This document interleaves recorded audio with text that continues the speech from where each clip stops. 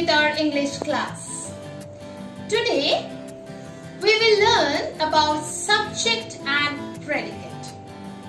Children, do you remember what you mean by a sentence? Yes, a group of words which gives a complete meaning or sense is called a sentence. So a group of words means if I say the boys are playing football. So boys are playing football is a group of words and it is giving a complete meaning or a sense. That's why it is a sentence. Now a complete sentence has two parts, subject and predicate. So let us understand it with the help of an example. I have taken a sentence. People from all nations go to see the Eiffel Tower. Okay. So people from all nations, they go to see the Eiffel Tower. Now children, in this sentence, can you identify where is the verb? Yes. Verb means action word. That is go. Now, in the sentence, there is a naming part. That is called the subject. It tells about whom or what the sentence is about. So, if I ask, the entire sentence is about what or about whom it has been spoken? It's spoken about people from all nations. So, it is called the naming part. So, the naming part of a sentence is called a subject. If I question the verb, there is a trick to find out a subject from a sentence, children. Please listen carefully.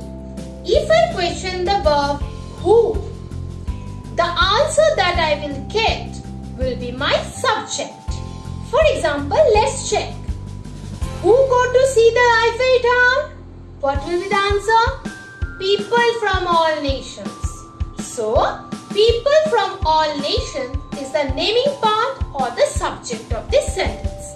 So, whenever children you want to find out the subject in a sentence, first find out the verb and questions the verb with who. And we will get the subject. Now, a subject can be a noun, a pronoun or a noun phrase. Now, example, Ram is a good boy. Now, if I question the verb, here verb is is. Is a be verb. Who is a good boy? Ram. Ram is noun. So, here Ram will be my subject. Similarly, I can say he is a good boy. If I question the verb, be verb is again, who is a good boy? The answer I will get is he. So, he is a pronoun. So, he is the subject here. But here children, it's a noun phrase. What do you mean by phrase? Phrase is a part of a sentence. So, here if I question the verb, who go to see the Eiffel Tower?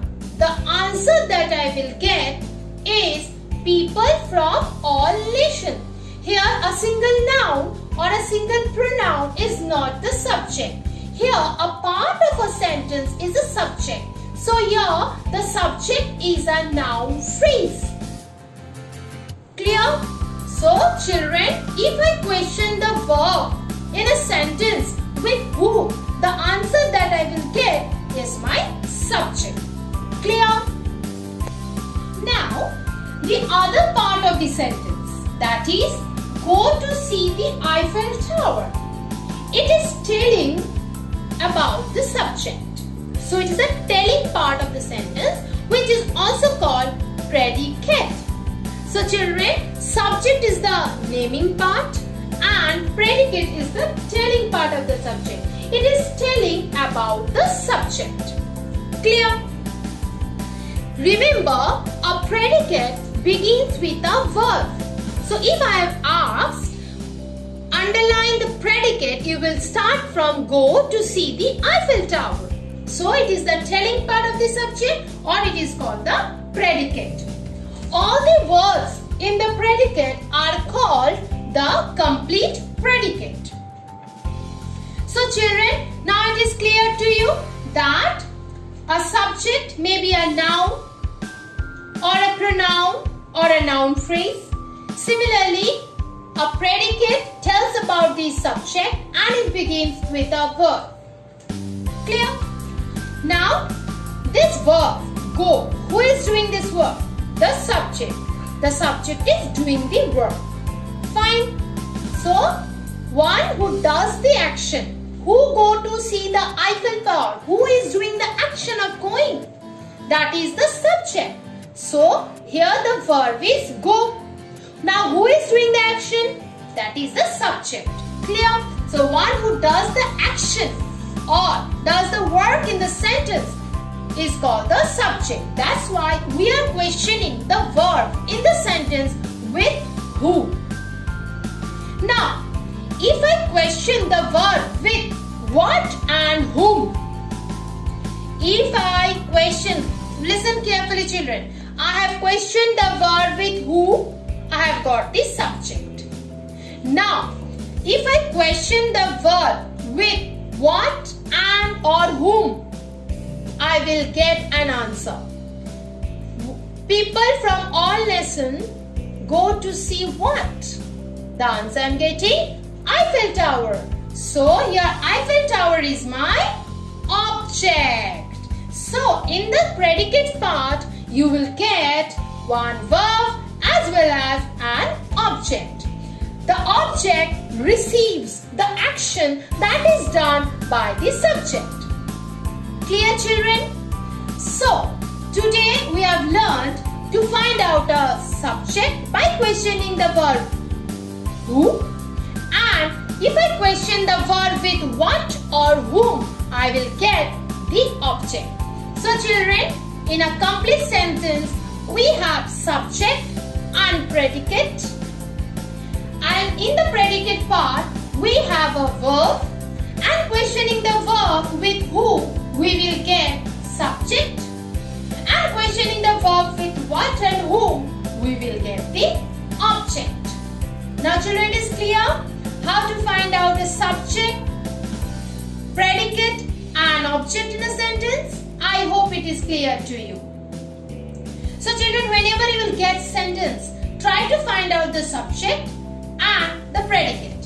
So let's move on to our exercise part given in the book. So children, let's move on to page number 15 of your reader book, grammar Glee part, where we have to write the predicates write suitable predicates to the given subjects to make complete sentences. So in exercise A, you have been given subjects where you have to write the predicates. Now children, you can write any suitable, meaningful predicates. I am just giving you an example. Anand. Anand is a very responsible boy of the class. So, is a very responsible boy of the class is my predicate here. Because it justifies the conditions that I have given. Is, it begins with a verb. A very responsible boy of the class. So, who is a very responsible boy of the class? The answer I am getting is Anand. So, Anand is my subject. Like this, you are going to solve this entire exercise on your own. Clear? Now, on page number 16, they have given us subject and object. So children, I have already told you that in the predicate part, you will get a verb and an object also. Now, if I question the verb with what and whom, the answer that I will get will be my object. So, in this given exercise, we have to identify the object and we have to write the remaining part. So let's read the question. Identify and underline the different parts of the given sentences and write S for subject. So you have to underline the subject part and you have to write S. V for verb. O for object. So you have to underline the verb and you have to write V. And and then you have to underline the object and you have to write O. And R for the remaining part means here you have another part, the remaining part. The left out part of the sentence apart from subject, verb and object. Leaving the subject, verb and object.